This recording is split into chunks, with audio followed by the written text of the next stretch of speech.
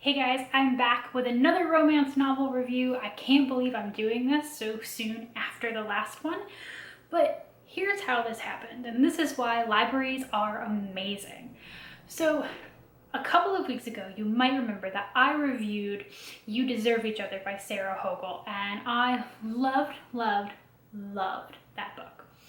And so what I did was I put the name of that book into a library resource that I have access to, and actually all patrons of my library have access to, called Novelist. And Novelist spat back 10 curated reading recommendations based on people who like this book or people who read this book. Here are other recommendations. And so I've been kind of picking and choosing my way down the list. A lot of the trope that it seemed to think that I was interested was enemies to lovers. If you've seen that review, you know that that's kind of what I liked, but not really. So some of the other books that I've seen have just been like, But one of the books on that list was The Hating Game by Sally Thorne. And that will be the book that I will be reviewing for you today. So The Hating Game by Sally Thorne is about Lucy and Joshua. They are both assistants to co-CEOs of a publishing house. Now, this publishing house used to be two separate publishing houses, each individually run by separate CEOs. Lucy is part of the Gaiman team, or Gammon. I'm not sure how you say it. I said Gaiman, but there's no I, like Gaiman the author, so I could be wrong. And they're, fun, books for art's sake, quirky, funny. And then the Bexleys, which is who Joshua worked for, this is now Gaiman Bexley Publishing. The Bexleys are all wear suits, they're very corporate, they're all bottom line, but both of the houses were struggling, and so they had to combine. And the CEOs both refused to give up both their job title and their assistants, being Lucy and Josh. And so they are co-CEOs with co-assistants. These two are basically running everything. I'm sure you're not surprised. Both of their CEOs have their own random defects. There are reasons that these businesses were not doing well to begin with. And they run the shop. Lucy runs her people and departments by, bringing cookies, remembering everybody's birthday, being nice, and Josh is just like that silent tower of icicle who's just like, meet your deadline or else. As you can tell, there is some gender stereotyping going on. This is cool, we're just gonna slide on by. It bothered me in the beginning. I found that it bothered me less so because, as you'll see, these characters, particularly Josh, end up being more complicated than they seem in the beginning. Part of this is because this novel is narrated by Lucy, so you get her thoughts and feelings, but you don't get Josh's. So, of course, in the beginning, he seems way worse than he actually is. So Lucy and Josh, they are in constant battle with each other. Like, when they are in the same space outside of their office, the HR manager comes running because she's like, what is wrong? What am I gonna have to deal with now? Everybody knows that together they're an absolute tornado.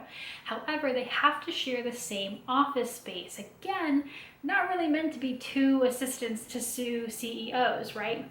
So they have various different games, the staring game, and they make tallies and tick marks depending on when they've managed to make the other person angry or won an argument.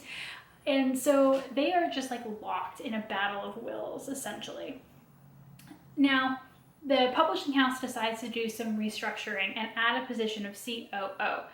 And both the two CEOs want their assistants, Lucy or Josh, to fill that position. So of course this informal competition that these guys have had this entire time is no longer informal, it's very serious.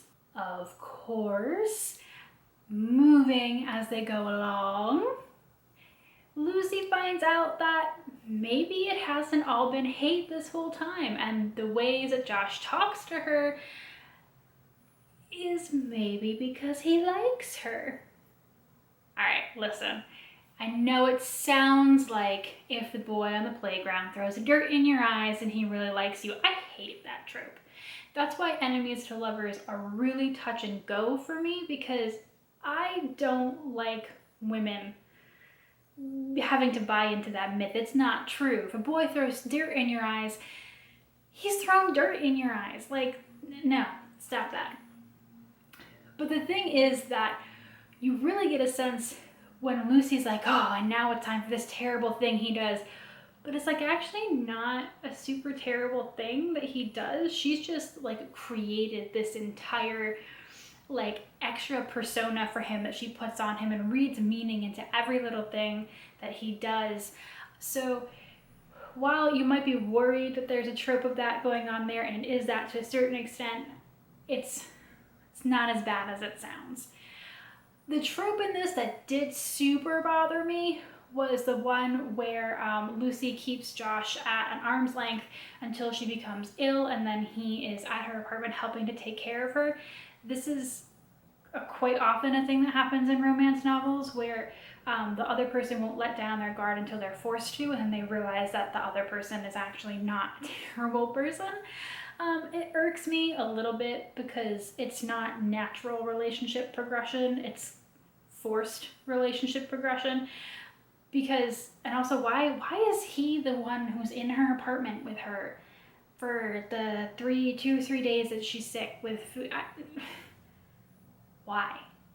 I also like that this book does not make the entire plot just about Josh and Lucy's battle for this position. Josh and Lucy individually have things going on with their families that are really heart-wrenching and complicated, and the other person kind of helps the other to deal with what's going on. And so that was really interesting. It's not often that that other layer is added, so it gave that a little bit extra level of depth. This book was nowhere near as funny as You Deserve Each Other. I don't think another book that I read this year will be anywhere as near as funny as You Deserve Each Other. But the fact that I'm standing upright right now is a miracle. I've been having massive problems with my back, and the day that I read this book, I read it in one sitting. I was completely laid up on my back because I have lumbar problems right now. I'm a real old person. And I was like so ready to go into anything that I read being grumpy. And ready to not like it, ready to be angry, because that's just kind of the mood that you kind of get in sometimes when you're sick. And this book was just, it was just so good. It was so good and just what I needed. And I won't say that it's perfect. I won't say that it's 5 stars in the way that You Deserve Each Other was 5 stars, even though I gave it this 5 stars as well on Goodreads.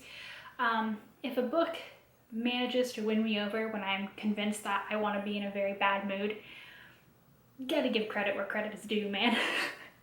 So if you already read You Deserve Each Other and were looking for another book like it, or you were just looking for another enemies to lovers romance with a happy ending, this is for you. It is funny. I don't want to say that it's not funny, but it's just not as funny as You Deserve Each Other.